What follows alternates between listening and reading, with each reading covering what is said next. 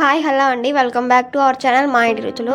నేను ఇక్కడ మినప్పప్పుతో సున్నలు చేస్తున్నాను అండి. ఎలా వచ్చేసాయో మీకు కూడా చూపిస్తాను, చూసేయండి.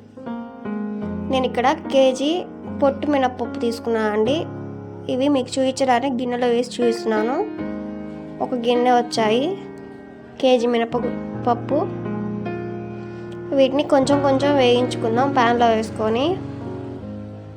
నేనైతే 3 minutes పాటు వేయిస్తూనే ఉన్నానండి. మీడియం ఫ్లేమ్లో పెట్టుకొని వేయించుకోండి. ఇవి బ్రౌన్ షేడ్ వచ్చే వరకు ఇవిగోండి ఇలా వచ్చాయి. వీటిని ఒక గిన్నెలోకి షిఫ్ట్ చేసేద్దాం. మళ్ళీ ప్యాన్ పెట్టుకొని మిగిలిన మొత్తం ఇందులో వేసేసి వేయించుతున్నాను.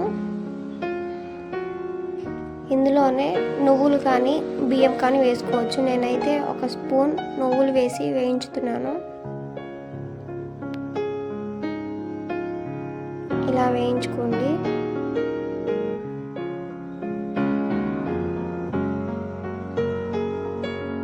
ఇందులో నువ్వులు కానీ బియ్యం కానీ వేసుకుంటే పంటికి అతుక్కోకుండా తినడానికి బాగుంటుంది. ఇలా వేయించుకోవాలండి బ్రౌన్ షేడ్ వచ్చే వరకు, అంటే దోరగా వేయించుకోండి. వీటిని కొంచెం సేపు చల్లారి పెడదాం. ఇలా మొత్తం ఇలాగా వేయించుకొని ఒక 10 minutes వరకు పక్కన పెట్టేయండి, చల్లారేంత వరకు. మనం వంతులోకి బెల్లాన్ని తీసుకుందాము. ఒక గిన్నె మినప్పప్పుకి 3/4 కప్పు బెల్లాన్ని తీసుకుంటున్నానండి. మా ఇంట్లో పెద్దవాళ్ళు ఉన్నారు కాబట్టి 3/4 కప్పు తీసుకుంటున్నాను. అదే పిల్లలు తినేటట్లయితే 1 కేజీ మినప్పప్పుకి 1 కేజీ బెల్లం అయితే సరిపోతుంది. చల్లారిన తర్వాత మిక్సీలో ఇవి వేసేసుకుంటున్నాను. ఇలా మెత్తగా మిక్సీ పట్టుకోండి. మీకు బరక్గా వచ్చుంటే జల్లెడ పట్టుకోండి. నాకైతే సరిపోయింది. ఇందులోనే ఇందా తీసుకున్న బెల్లాన్ని 3/4 కప్పు బెల్లాన్ని ఈ పిండిలో కలిపేసేసుకొని మళ్ళీ ఇంకో రౌండ్ మిక్సీ పట్టుకుంటున్నాను అండి. ఈ బెల్లం గడ్డలన్నీ నలిగిపోయేంత వరకు మిక్సీ పట్టేసుకోండి. ఇలా బెల్లం మొత్తం కలిసిపోవాలి. వీటిని మిక్సీ పట్టుకున్న తర్వాత చూపిస్తున్నాను అండి. ఇలా మెత్తటి పొడిలా వచ్చింది. ఇలానే కొంచెం కొంచెంగా మొత్తం వేసుకోండి.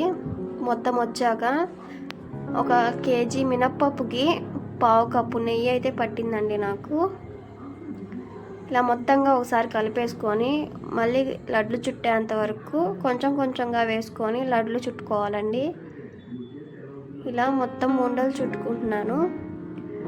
నేను చూపించిన సైజులో నాకు 30 లడ్లు వరకు వచ్చాయండి సున్నుండలు. మీకు బరగ్గా పిండి నచ్చకపోతే మిల్లుకి పట్టించండి. మిల్లుకి పంపించి ఆ పిండి పట్టించండి, మెత్తగా వస్తుంది.